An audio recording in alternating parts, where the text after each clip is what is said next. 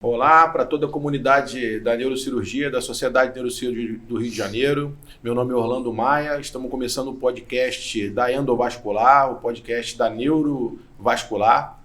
E eu tenho a honra de receber aqui, para me ajudar, o Dr. Diogo, Olá, meu parceiro. Bom dia a todos, vamos nessa. Meu parceiro de trabalho. Trouxe aqui, por honra, o Henrique, mais conhecido como meu filho e estudante de medicina, né? E vamos aqui bater um papo com o Dr. Christian.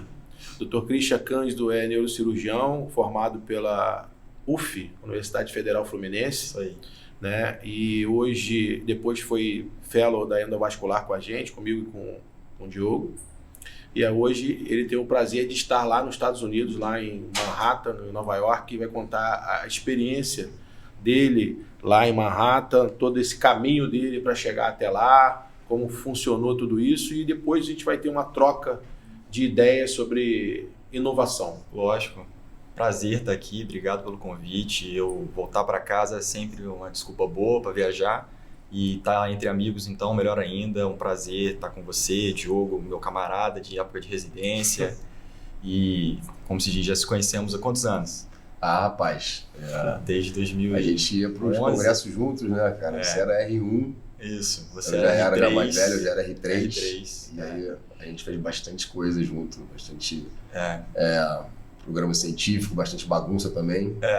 E depois teve o prazer de entrar para o nosso programa de treinamento. Foi quando a gente ficou mais próximo ainda. A gente estava acho que os nossos serviços de residência já eram serviços muito próximos por conta do Landeiro, né? Sim. Eu acho que o Landeiro, professor Eu acho que o Landeiro foi o que organizou isso tudo aí do nosso que uniu esse grupo aí, tanto da UF, HFAG, Miguel Couto. Eu acho que a UF, exatamente, UF, HFAG, Miguel Couto, graças ao assim, o professor Landeiro tem uma importância muito grande, vai ser lembrado muito bem de todos nós aqui e deu a oportunidade. E era para estar com a gente aqui, né? Mas acabou não podendo. Se emocionou aí, o jogo do Flamengo, né? A história foi essa, na derrota. Eu sou flamenguista, não quero falar sobre isso não. Mas emocionou e fez uma contusão.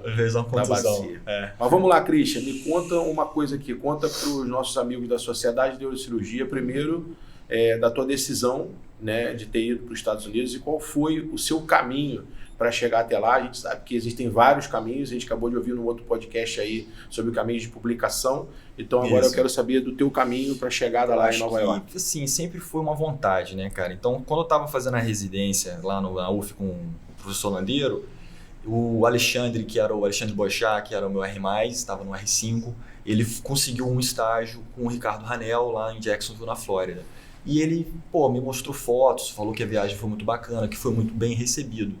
E ele conseguiu esse contato, eu mandei um e-mail, o Ricardo já era conhecido seu, conhecido do Landeiro, e aí eu acabei conseguindo esse estágio lá em 2014. Em 2014 eu fui, fiquei 2 meses então lá. A porta de entrada foi o Ricardo Ranel. Você foi fazer Foi o primeiro contato nos Estados Unidos. Foi um observer, você foi lá só para olhar e ver como é que era a rotina do serviço. E diz aí para todo mundo aí da sociedade, o que você precisa ter para fazer um observership? Eu acho que é contato. Eu acho que para você conseguir... Mas de documento, o que você precisa de documento? Não, de documento você vai com visto de turista mesmo, entendeu?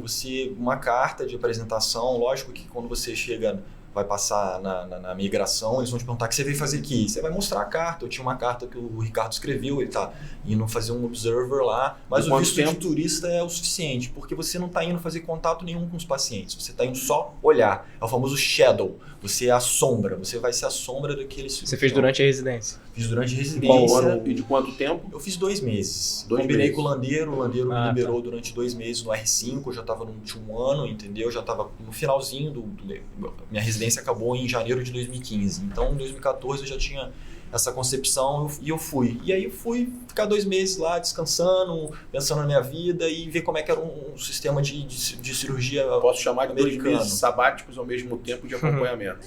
Porque assim, você tá naquela tocação da rotina de cirurgia, do R5, já dando plantão fora.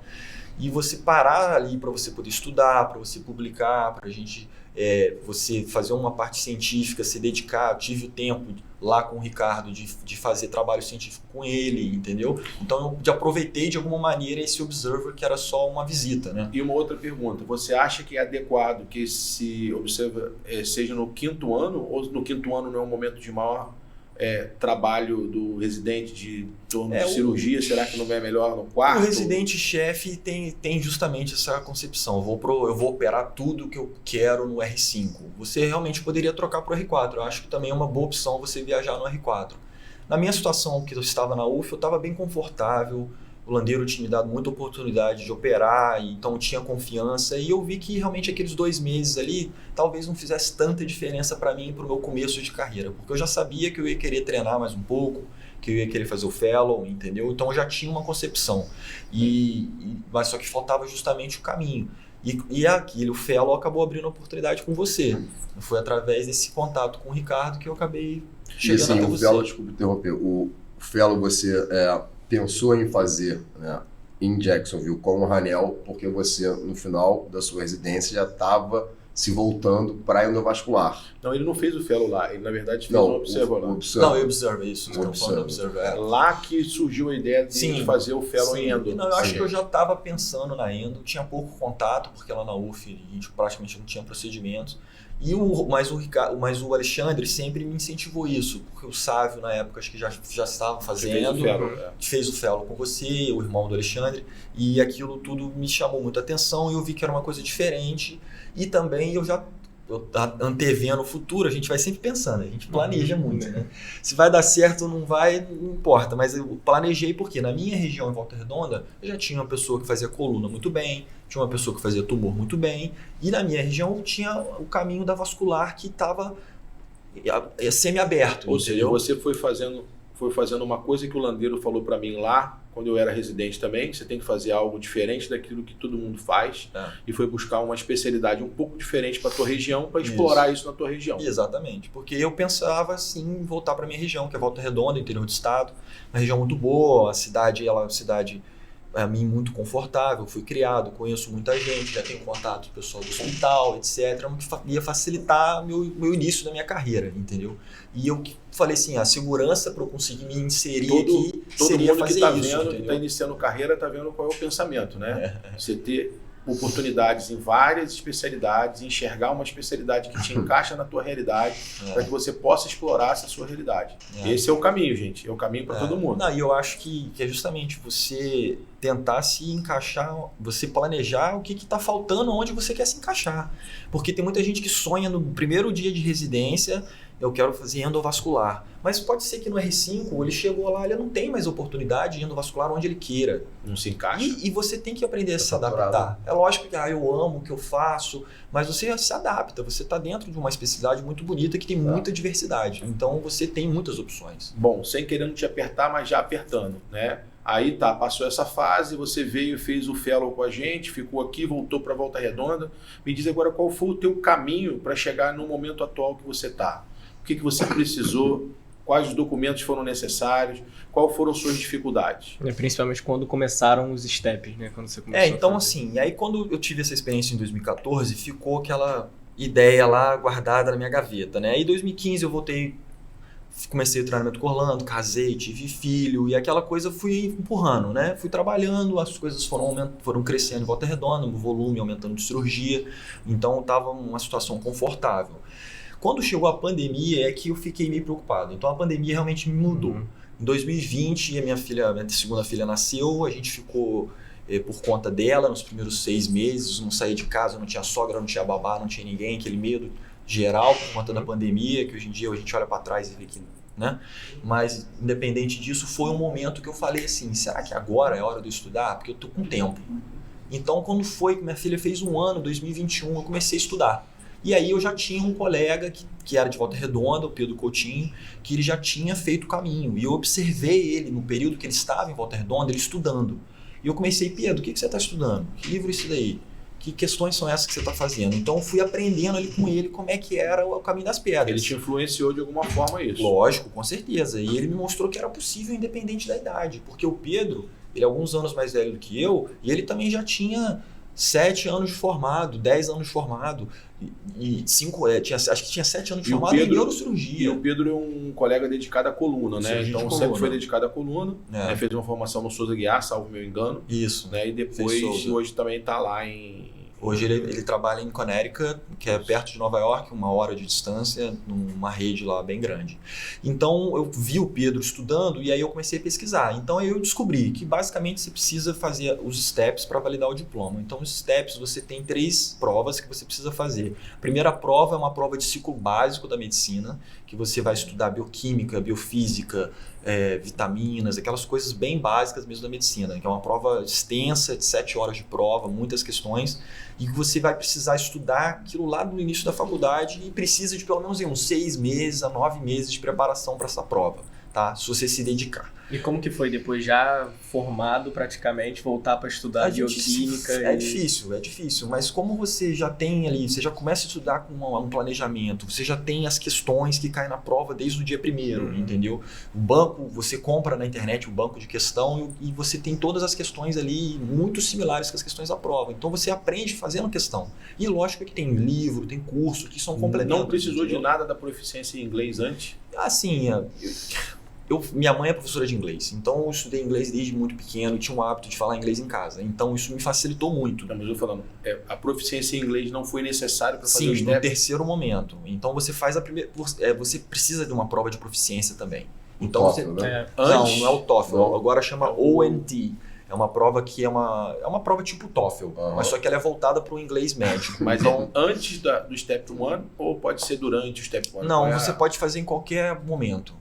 Mas o que acontece? A pandemia mudou o esquema da prova, o ONT surgiu depois da pandemia, essa prova online. Porque antigamente você não tinha essa prova de inglês, você ia fazer uma prova prática nos Estados Unidos, onde você tinha essa avaliação do seu inglês fazendo uma prova prática, tipo com um paciente, entendeu? Eles chamavam Step 2 CS, que é o Clinical Skills. Eles acabaram com o Step 2 CS por conta da pandemia, porque eles não queriam muito estrangeiro viajando para os Estados Unidos. Aí virou CK, né? Não, o CK já existia. Já existia. O Step 2 CK e o Step 2 CS. O Step 2 CK é uma prova teórica também de marcar questão, que eu também tive que fazer. Então você faz o Step 1, só para concluir o raciocínio de uma maneira assim, integral, Orlando. Perfeito. Você faz o Step 1, faz o Step 2 CK, que já é matéria mais clínica.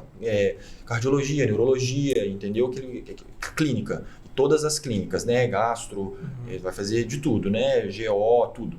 E aí, no Step 2 CK, depois do Step 2 CK, que você faz a prova da proficiência da língua, que é o ONT. O ONT, ele é uma prova, hoje é uma prova online, eu fiz da minha casa, você não precisa ir em lugar nenhum, você conecta online pela câmera e você faz tudo ali, a prova prática da fluência, entendeu?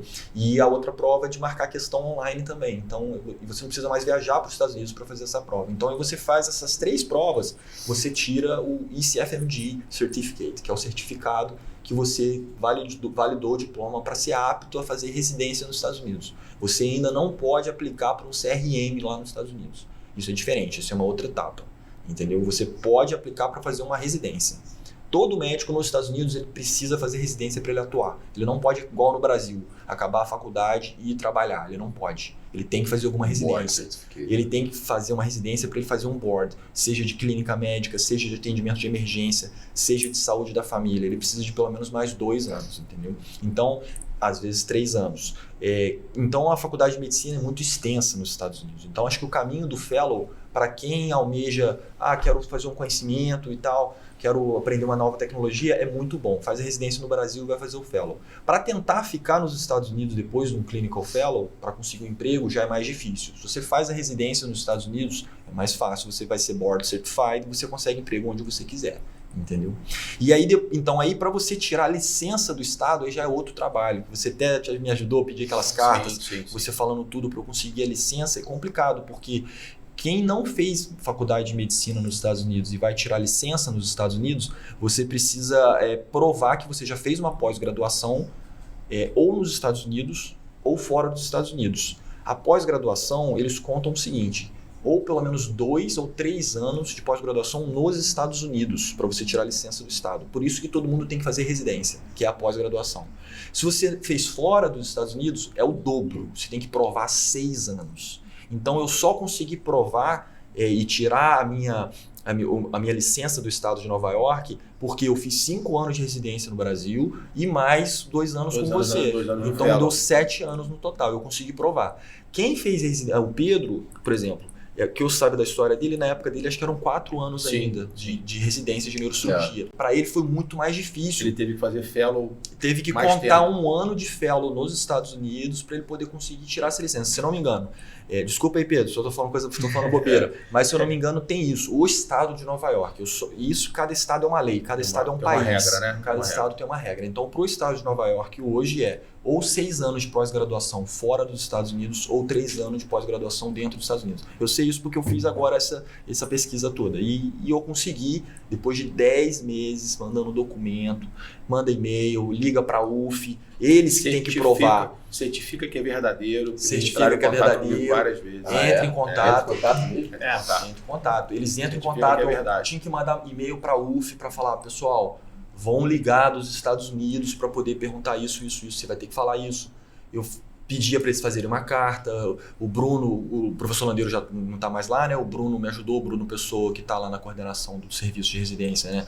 E me ajudou, fez carta também. Então isso tudo a gente conseguiu provar e eu consegui tirar a licença, entendeu? E aí, então, na pandemia, só para voltar rapidamente, na pandemia eu comecei a estudar. Fiz a prova, fiz a primeira prova, passei. Quando eu saí da prova, fui tomar cerveja com o Diogo. Fui no jogo.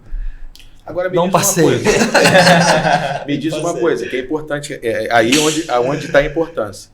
Que é todo mundo tem que entender aí, quem vai fazer. E se você não passar, você pode fazer quantas vezes? Você pode repetir Isso a prova. influencia em alguma coisa? Para quem quer fazer fellow, não influencia não, para ser bem sincero com você. Agora, mas é um red flag que eles chamam. Eles vão falar assim, esse cara não passou de primeira, então é um red flag. Mas às vezes o serviço precisa tanto de você, tem uma experiência maior, que ele fala assim... É porque isso pode ter muita gente que está fazendo durante a faculdade, pode ter a ideia assim, ó, já que eu estou durante a faculdade, eu vou fazendo o primeiro step durante a faculdade. Sim, porque mas esse é o melhor. É o ideal, Isso é o ideal, porque você está estudando o ciclo básico e aí você já vai emendar... Tá fresco, né? Você vai estudar o inglês junto. E o material que você tem para a prova lá, ela te dá base para melhorar a sua nota aqui na faculdade, te garanto. Porque, assim, eu nunca vi uma prova tão bem feita nesses meus aí 6 anos de medicina, 5 anos de residência, 11 anos. Eu nunca vi uma prova tão bem feita. A prova, ela é verdadeira, é honesta. Você sabe ou você não sabe a questão. Mas ela não tenta te dar pegadinha, entendeu? Então, e quando você sabe o assunto, por mais que você não saiba exatamente a resposta, você chega na resposta. Porque você... Mas na verdade, o fundo, isso é o jeito americano de ser, né? O brasileiro que tem essa mania de ter pegadinha, uma coisa que te leva uma coisa. Dentre as alternativas, a que não... Pô, isso daí não existe. Você fez uma prova de 300 lá questões. Não é. Você tem que pensar se aquilo é sim ou não. Entendeu? Bom, então... o tema está muito interessante, né, Diogo? Mas assim, a gente tem que explorar o Christian muito mais. Bom, vamos pular... O Christian tá lá. E aí? O que você tem a perguntar para ele aí? O Christian tá eu acho que, seguindo o raciocínio, depois feitos os steps, né? Você conseguiu a aprovação para botar a mão no paciente lá, vem o segundo desafio, que é a escolha do serviço que você vai fazer o fellow e como você consegue ser aceito. Né? Eu acho que contato é importante. Como funciona isso? Tem uma lista de serviços que precisa mais, entra numa fila... Como é que é? Você tem, hoje eles estão tentando, a residência, só um parênteses rápido, a residência ela tem tudo online, então você quer aplicar para uma residência, você vai ver a vaga online lá. Eles estão tentando trazer isso para o fellow também, para qualquer pessoa do mundo conseguir acessar a sociedade e vai ver lá. O sistema do match, né? Isso, o sistema do match ou de residência, eles estão trazendo isso para o fellow também, para facilitar. Eu tô aqui lá, entendeu, no Rio de Janeiro, no interior do Rio de Janeiro, pô, eu sei que tem uma vaga lá em Utah, eu quero aplicar para essa vaga, porque está online, eu não preciso nem conhecer a pessoa para aplicar. Você pode fazer isso, mas é muito mais difícil, porque você não tem carta de recomendação, a pessoa não te conhece, etc. Então, quando você tem um network, é muito mais fácil de você conseguir. Então, eu fiz entrevistas, e eu consegui todas as entrevistas através de network, entendeu? Foi assim, pô, tem uma vaga lá, não tem como você me mandar um e-mail, ver se tem algum conhecido oportunidade. Que falou para você. Meu caso foi isso, entendeu? Você fez quantas entrevistas, mais ou menos? Eu fiz 3 entrevistas, entendeu? Então, assim, que eu consegui chegar os brazucas ajudam muito, né? Os Isso, brasileiros que Foi estão morando exatamente. lá. Sim, ajuda. Esse grupo Exatamente. de network que você está falando, Exatamente, né? foi Basicamente essas pessoas. Foi, exatamente. Conseguiram E emprego pessoal, assim. para entender, esse pessoal que ele conheceu, que ele chamou de network, conheceu através dos nossos eventos. Sociedade, Você estiver né? na sociedade, você vai conhecendo, os brasileiros são muito acessíveis e a gente é muito amigo deles, eles estão sempre nos nossos eventos. E foi assim que foi construindo o network. Né? Exatamente. E deram a oportunidade e a entrevista eles vão analisar o seu currículo, eles vão saber se você está validado, né, o diploma, se está tudo certo e se sim, eles vão te oferecer a vaga. A carta de recomendação também tem uma influência, né? Lógico, com certeza, né? Quanto mais cartas você tiver, entendeu? De recomendação, a publicação, igual eu estava falando agora há pouco das ligas acadêmicas aqui, eu acho que contribui para o seu currículo. A publicação tem o mesmo peso, que eu sempre tive essa dúvida, porque para ir para residência tem um peso absurdo, né? As publicações, principalmente para neurocirurgia. No Fellow tem esse mesmo peso? Mas então, assim, eu participei lá esse ano quando eles estavam escolhendo os novos residentes para entrar no serviço lá da Northwell, que é da Hofstra University, que fica lá em Long Island. E eles olham isso, mas eles, lógico, se você tem 10 publicações, o outro tem 30 publicações, isso aqui tem 30, então ele sabe publicar. Mas eles também vão olhar e vão falar assim, essa publicação aqui é de quê? O que ele fez aqui? O que ele entendeu aqui? O peso então, de se cada aquele publicação. Exatamente, o peso de cada E o publicação. peso da participação da publicação? Se ele é o primeiro autor, se ele é coautor? Então, dependendo, lógico, do interesse da residência naquele exato tema, ele pode ser que ele questione aquilo durante a entrevista, entendeu? O que você fez nesse trabalho aqui? Me fala o que você sabe, entendeu? Então, você fazer também 30, 40 trabalhos, você chegar lá e não saber explicar 20 dos trabalhos que você fez, você está perdido, entendeu? Então, você ter uma quantidade de trabalho publicado, mas você mantendo o conhecimento, estudando os seus trabalhos que você participou, lógico que eles vão dar preferência, porque eles vão olhar para uma pessoa que não sabe publicar, que nunca publicou, eles não vão botar. Eles não vão, porque eles querem continuar a publicação. E sobre nossa subespecialidade, você acha que está em alta nos Estados Unidos a deficiência de neurovascular? Eu acho que os Estados Unidos, acho que tem muito neurologista, muito radiologista envolvido na área de neurovascular nos Estados Unidos, está bem difundida. Eu acho que tem emprego para todo mundo, mas não é fácil você escolher o local, entendeu? Os Estados Unidos é um país muito grande, a projeção é que tem uma redução da quantidade de médicos em 10 anos catastrófica, tanto que os estados agora estão liberando os médicos sem fazer residência, começar a atuar como especialista. Um médico que é clínico geral aqui no Brasil, cardiologista, se não me engano, tem alguns estados ali do sul, Flórida, que estão começando a liberar o médico ir fazer os steps, e ele trabalha sob supervisão, mas já é um trabalho, já não é um salário de fellow, entendeu? Por conta dessa demanda que está ficando muito alta. Os Estados Unidos tem 330 milhões de habitantes, 95% da população tem plano de saúde e acesso à saúde privada. Olha que a saúde privada. Então, quem não tem o plano de saúde, ele está usando o Medicaid, então, isso que é o plano de saúde do governo. Então, todo mundo tem acesso à saúde. Então, por isso que o movimento é muito grande. É uma questão completamente contrária do Brasil. Contrário do Brasil, exatamente. Exatamente. E a saúde suplementar nos Estados Unidos ainda é diferente porque aqui o seguro de saúde ele quer verticalizar, ele quer que o médico opere menos. Lá não, eles te recrutam para você operar mais, para você gerar mais receita para o hospital. Então, é o estímulo contra o desestímulo. É verdade. E aí, Diogo, vamos aproveitar agora as casuísticas, as coisas que ele faz lá. Tem coisas muito modernas que ele apresentou para a gente numa brilhante aula agora que ele falou sobre algumas alterações tecnológicas, né, a utilização dos stents. Tem uma outra área que eu quero explorar dele, que é o tratamento do câncer, né, do GBM, do famoso glioblastoma multiforme, que não tinha tratamento até pouco tempo. Né? Então eu queria que o Christian falasse mais alguma coisa. Diogo, vai explorar ele aí um pouco. O seu fellow, né, que você está fazendo lá, é de vascular, né, e de vascular híbrido. Híbrido, Você faz ambos. Ambos, porque cirurgia aberta como... O Langer, né, o David Langer, que é o chairman lá do Lenox Hill Neurosurgery, ele sempre foi um vascular aberto, que ele parou a carreira no meio da carreira para fazer o treinamento lá em Buffalo por 2 anos de endovascular. Que é no Westside. Que é Sim. de onde saiu todo mundo, né? É, de onde saiu da onde saiu todo Demetrius, de mundo. onde saiu o Ricardo, de onde saiu todo mundo. Exatamente. Então ele Que foi o disruptivo, na verdade, foi o Dr. Hopkins, né? Que é Isso, o cara exatamente. que é Então- um cirurgião aberto, que passou a endovascular e que acabou fazendo essa... E hoje eles têm o treinamento de vários. Jacobs Institute, que é uma coisa enorme, e o Elad Levy, que foi presidente do CNS ano passado. Mas o chefe é o seu, E o Siddiqui, Siddiqui, né? o Adnan Siddiqui, são os Adnan dois Siddiqui. coordenadores lá, Sei. são amigos do Langer. E o Langer foi para lá, fez isso, voltou. Então ele faz, a preferência dele sempre é cirurgia aberta, mas ele também faz caso endovascular. E aí a gente, como se diz, deu match. A gente bateu porque eu cheguei lá com a minha experiência de endovascular e ele faz endovascular, mas ele prefere que alguém faça para ele. Ele tem quem passa lá pra ele. Então, tem um radiologista intervencionista que faz a parte de neurointervenção lá, que é o diretor da parte endovascular, entendeu? Uhum. E o Langer também. Então são só os dois para casos eletivos, entendeu? Então o movimento ficava dividido, entendeu? E o Langer deixava muito por minha conta a parte da endovascular dos casos dele. Isso foi muito bom, porque eu cheguei lá já com uma experiência e isso refletiu de uma maneira positiva para nós dois, porque ele teve liberdade de deixar eu fazer e eu continuei operando do meu E jeito. você deixou Entendeu? mesmo você fazer, botar a mão no... Completamente, Diogo. Ele ficava do lado de Bom, fora hein? assistindo, entendeu? Ia pra aula de Pulmar, yoga, via aneurisma. ia pra aula de yoga e voltava e fazia tudo, entendeu? E Tudo, você acha que entendeu? você conseguiu replicar o que você fazia aqui, lá? Ou quais foram os obstáculos? Porque a gente conversou algumas coisas aí no almoço informal, de que todas as punções têm que ser feitas por ultrassom. E são alguns protocolos assim que Bota surgem. lá, faz a firula com ultrassom finge que tá usando. Será que eu tô Mas brigando? o Não, problema é mas que não dá assim- pra ser muito esse jogo de cintura, né? Lá Não, você não. seguir a regra, né? Não, é assim, lógico que ele tem. A confiança era tanta, Diogo, que era justamente assim: o paciente está em dupla antiagregação, vamos tentar usar ultrassom. Pô, você botou ali, viu o vaso bonito e tal, o pulso tá bom.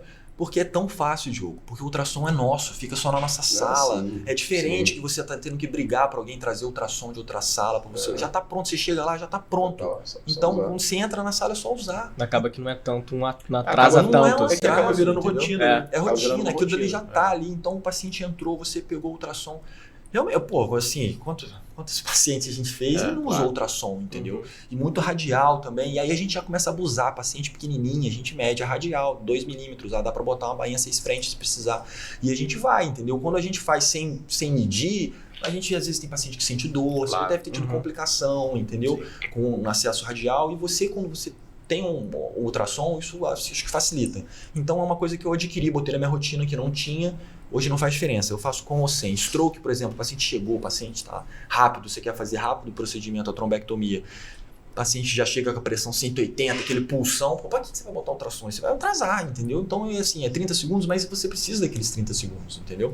Então, eu acho que mudei um pouco em relação a isso e também o jeito de montar, eu me adequei a eles, sabe? Perfeito. O jeito de botar a bainha, de botar a bolsa, tem bolsa Sim, para claro. todos os E catéteres, você acha que seria replicável você ter o jeito teu para que a gente possa ensinar as pessoas de um jeito diferente do que a gente faz aqui?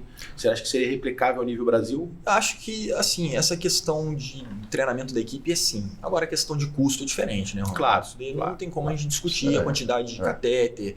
A gente lá não faz compressão de femoral, a gente usa dispositivo para fechar de hemostasia para todo mundo, entendeu? Para Então, qualquer exame. óbvio. para exame, entendeu? Então, assim, O nosso tempo tá progredindo aí, o assunto tá interessante. Eu preciso saber das duas Vamos novidades falar do que a gente glioblastoma, falou. então. Eu quero que você fale primeiro do que você falou na sua aula ali, né? Ah, tá. Porque muita gente que tá assistindo o nosso podcast não ouviu tá. a aula, Uhum, né? Vamos abusar um pouquinho aqui do nosso tempo. tá. E depois você fala sobre o A glioblastoma. glioblastoma. Tá. GBM. Então, o software que eu falei na minha aula é de simulação de implante de dispositivos, tanto para stent, diversor de fluxo, stent convencional, mola e web. Então, existem vários softwares, né, que são usados agora para poder analisar o DICOM depois que você faz o 3D. Você faz O DICOM, para quem não sabe, é a imagem nativa. A Imagem imagem que você nativa. capta, ele faz um 360 e vê essa Isso. imagem nativa do vaso. Isso. Normalmente as máquinas que a gente usa, a máquina da Siemens, da GE, da Philips, que faz o 3D ali na hora, ela faz uma reconstrução nativa deles ali, da própria Philips, da própria GE, né? E a gente usa aquilo dali para fazer as nossas medidas de stent, medir o tamanho do aneurisma, etc. Ali seria um passo extra que, por enquanto, você pode incluir dentro do software da máquina também. Isso aí já é uma outra etapa. Então, assim, você pode tirar o DICOM e jogar nesse software. E através desse software você vai fazer uma medida mais precisa do tamanho do stent, você vai simular. Isso que é a palavra correta. Simulação. A simulação para aplicar uma coisa de melhor qualidade. O interessante que ele mostrou é que não existe um tipo de simulador, né? Tipo de software.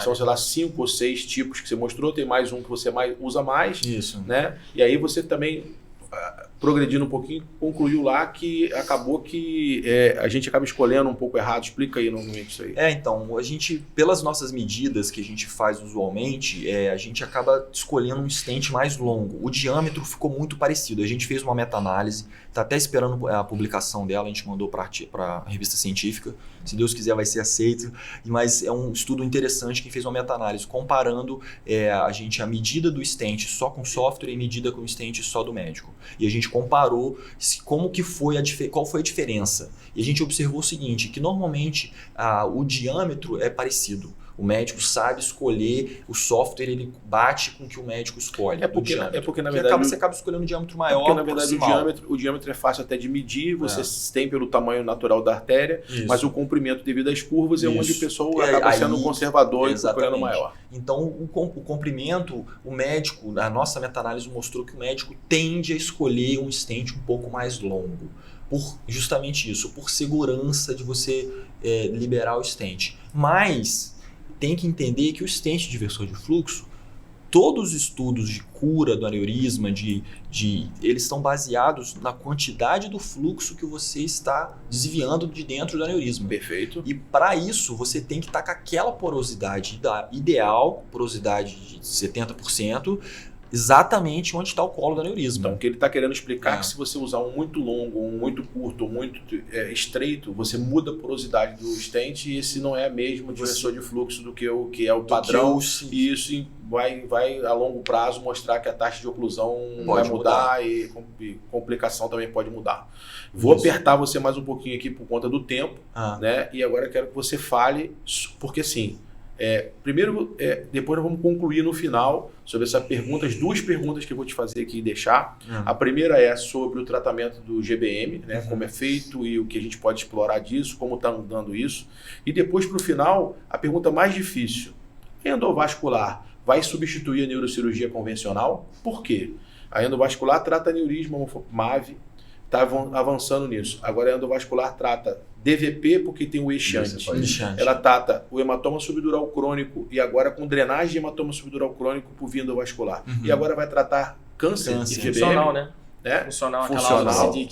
Funcional. E aí, qual é o caminho? A endovascular avança? Né? Porque lá atrás, quando eu falei lá atrás, que era uma tremenda burrice não ter a endovascular dentro da neurocirurgia, porque isso era o caminho do futuro, apanhei, né? Aí agora será que isso é realidade? Então, primeiro o GBM aí. Então, o GBM é realmente... Hoje, o que é o tratamento do GBM? É fazer a cirurgia com a ressecção subtotal, né? A total é praticamente impossível, mas você tentar ressecar o máximo, que você sabe que quanto mais tumor você ressecar, maior vai ser a sobrevida do paciente, né? O glioblastoma, a gente sabe que a sobrevida média com tratamento é em torno de 6 meses, né? E o GBM grau 4. E juntamente com o STUP protocolo, que é o protocolo de radioterapia com a temozolomida. Então, esse é o tratamento básico que a gente está provado. Padrão, né? Padrão que todo mundo faz, né? Então, o que se questionou? A temozolomida é um medicamento oral que tem que ser absorvido, metabolizado, atravessar a barreira hematocefálica para ele poder agir dentro do tumor. Então, existem medicamentos novos, quimioterápicos, que são voltados para controle de crescimento tumoral, fator de crescimento tumoral, né, que é o fator de crescimento vasogênico. Então, inibidor de angiogênese. Inibidor de angiogênese, que é o Avastin, que é bevacizumab, e a gente tem o cetuximab, que é o inibidor de crescimento epitelial.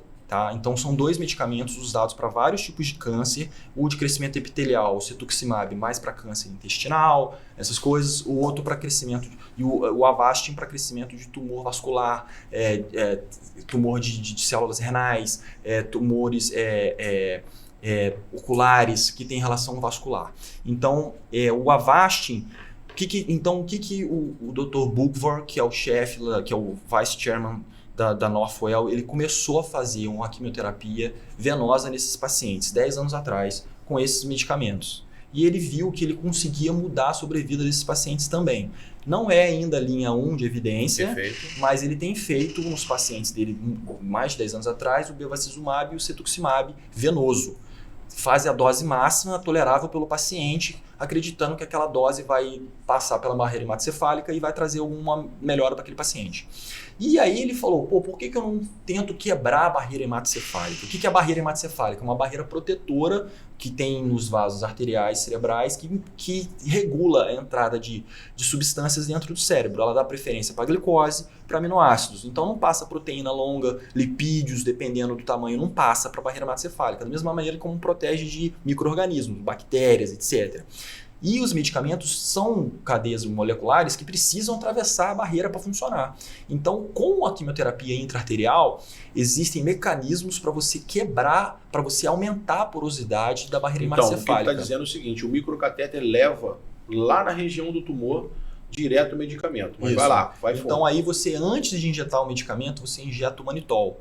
O manitol, que ele tem o efeito diurético, ele tem a capacidade de abrir a barreira hematocefálica. Você me falou entendeu? também sobre ultrassom, né? Que vocês usam ultrassom para quebrar. O ultrassom é uma outra opção também. O ultrassom transcraniano, aí já vem a parte óssea, que já é uma outra discussão, mas também pode ser usado. Mas para os nossos pacientes de endovascular, Perfeito. a gente faz o manitol só. A gente faz o manitol e aí depois que a gente faz o manitol, a gente vai injetar o quimioterápico e aí dependendo da metilação, do tipo de tumor, da análise molecular do tumor, se o tumor está com expressão epitelial, a gente vai usar o cetuximab. Se ele está com mais expressão vasogênica, a gente vai usar o Avastin. Então Perfeito. essa é a Não é a seleção. associação dos dois. Não só é a associação dos dois. É a avaliação genética que vai Depende determinar da avaliação, o tipo da droga. exatamente. E a partícula carregadora de radioterápico? Partícula. Ah, sim. Aí já é o terceiro clinical trial. Então a gente tem esses 2 clinical trials que estão na fase 2, né, que já teve a fase 1 deles. Então esse é a fase 2, que a gente está comparando o paciente que está recebendo o Avastin ou o cetuximab só venoso com o paciente que recebe o arterial, para a gente poder provar realmente que dar arterial é melhor que dar o venoso. Então esse é o intuito desses 2 clinical trials, tá? São 3, na verdade, porque a gente tem feito... Desculpa interromper. E a seletividade da injeção? Quanto seletivo você tem que ser Então, o seu assim, microcatéter É para aí que eu injetar? falar, por isso que eu falar que são 3 clinical trials, porque um clinical trial é para paciente recém-diagnosticado. Então, ele fez o diagnóstico, ele operou, assim que acabou a cirurgia, o tumor foi para análise, tem aquele período de 30 dias do paciente de descanso, e aí, quando ele vai começar a temozolomida e a radioterapia, a gente faz a quimioterapia intraarterial. Esse é um do clinical trial. Os outros 2 clinical trials são para tumores recorrentes. O paciente operou o tumor anos atrás, está acompanhando, meses atrás, está acompanhando o tumor progrediu. Tem a diferenciação de radionecrose para tumor, o tumor progrediu, entendeu? Então vai fazer. E aí a gente, nesses pacientes que a gente faz para tumores que cresceram, recidivaram, a gente consegue enxergar um blush tumoral, porque o tumor está vivo ali, você vai injetar, você vai tentar levar o microcatéter o mais distal possível. Entendi. Você vai levar um microcatéter, um SL10, um catéter 010, um catéter 014, um catéter que a gente usa para mola, por exemplo, para você fazer a injeção do medicamento. Não pode ser muito pequeno o catéter, senão você vai demorar muito, porque o volume tem que correr pelo catéter. Claro. Então você vai ficar ali injetando 15 miligramas, um valor muito alto, 50 ml, então isso daí dificulta usar um catéter. Infelizmente, esse o tema está bastante interessante. Tinha aí 1 hora aqui, mas a gente tem que encerrar. Então, a outra pergunta final, agora para o Christian e aí, a neurocirurgia convencional vai acabar? Não, de jeito nenhum. Acho que não. Acho que uma coisa é complemento da outra. Eu acho que a endovascular está crescendo, tem muito para onde crescer, mas tem muita coisa em teste ainda, Orlando. Eu acho que para essas coisas chegarem à realidade, a gente provar, vai demorar aí mais alguns anos ainda, entendeu? Nos Estados Unidos, alguns anos aqui no Brasil para essa realidade chegar aqui mais ainda, infelizmente. Joia? Pessoal da Sociedade de Neurocirurgia, muito obrigado aí pelo apoio de vocês, obrigado ao pessoal da organização, obrigado, doutor Haroldo. Né? Estamos encerrando esse podcast com o Dr. Christian Cândido, Dr. Diogo Henrique, futuro Dr. Henrique, aqui no canal da Sociedade de Neurocirurgia. Obrigado. Obrigado. Tchau, obrigado. Tchau.